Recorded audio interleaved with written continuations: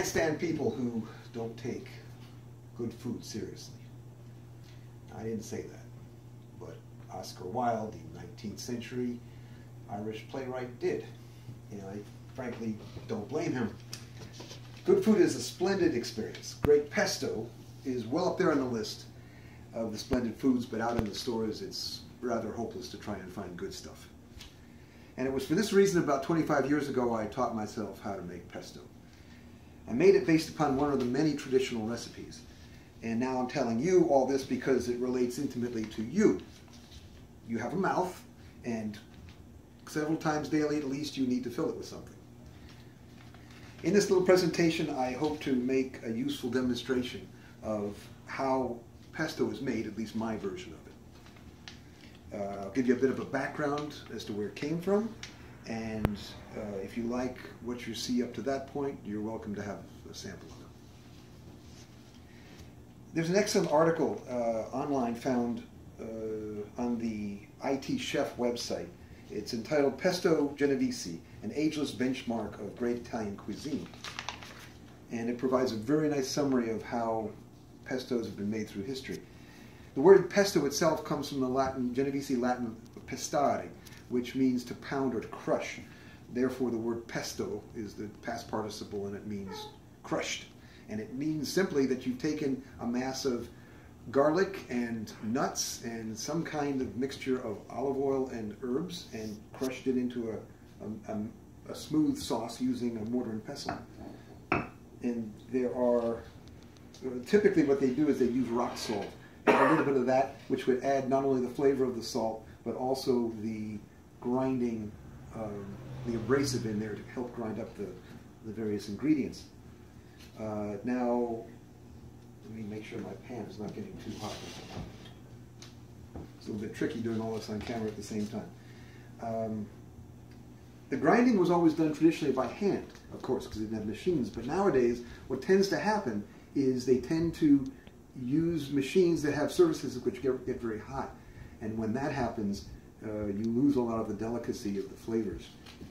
So I try to do it as traditionally that way as possible.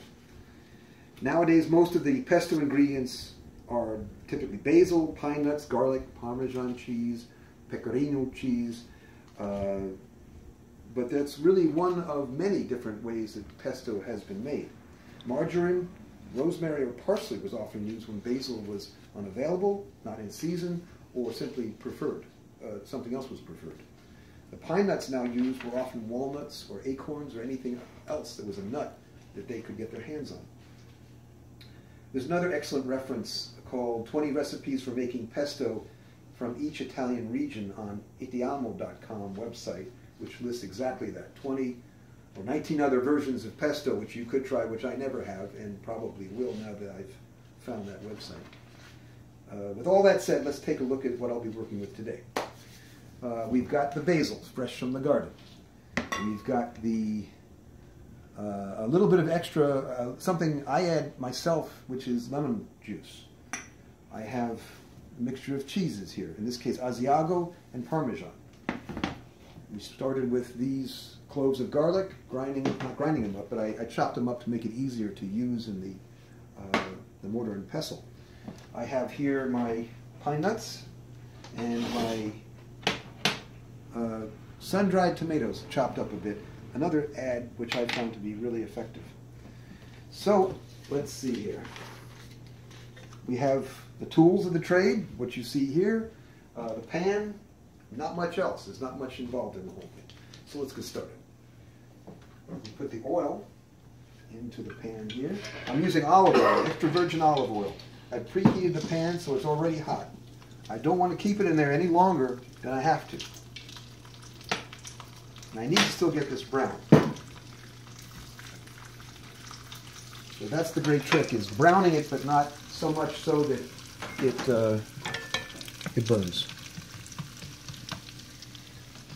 As that is getting brown, which maybe you can see it's doing now, I'm going to add in my sun-dried tomatoes to get them softened up. Just a bit, just a bit.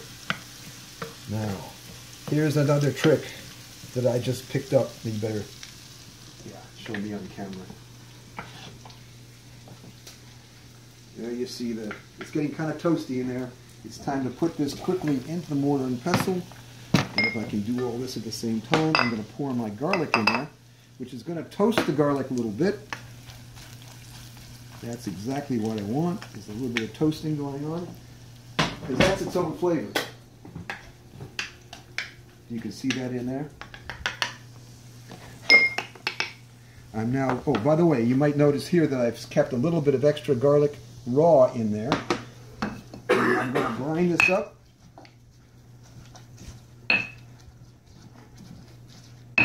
This is the one part I couldn't do beforehand, so I really don't know if it's going to make it within my 8-minute time limit. I'm going to try that.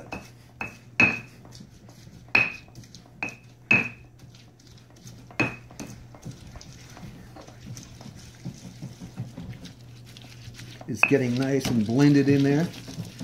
At this point, I'm going to put in it's probably cooled off enough, I'm going to put in the rest of my garlic.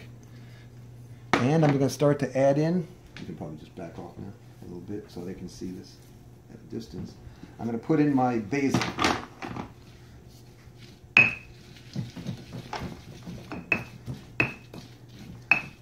Take a look at that. Take a look at that. See that? That's gold. That's pure gold.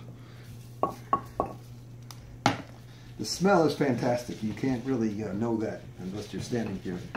But it's starting to get nicely mixed up. Now, I don't usually make this into a complete paste.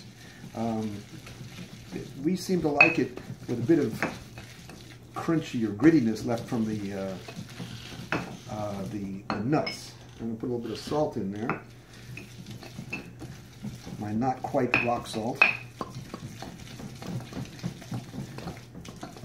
I'm going to add some of the pepper. Thank you.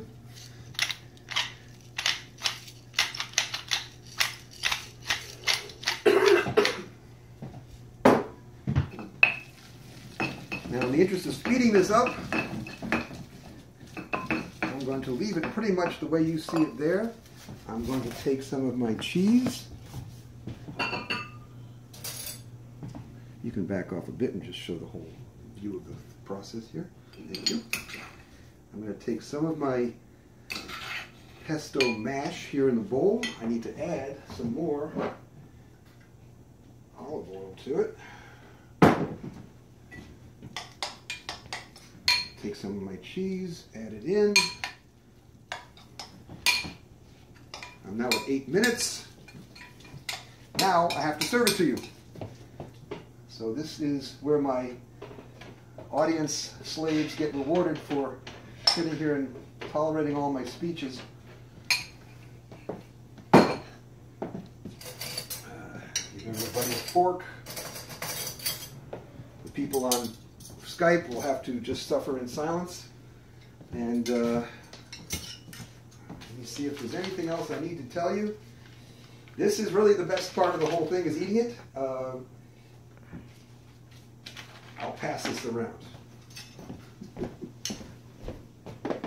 You may eat it at your leisure, off camera.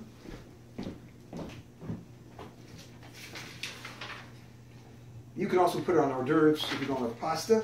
Now this may not be the most authentic version of Genovese pesto, but I think it does it justice, and it brings, as you can see from the responses to my enslaved audience.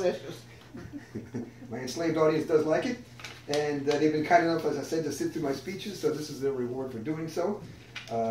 Having filled their mouths with something that they consider worthwhile, I hope, and therefore having made Oscar Wilde's injunction to take food seriously, I shall consider my mission here to be complete. I thank you.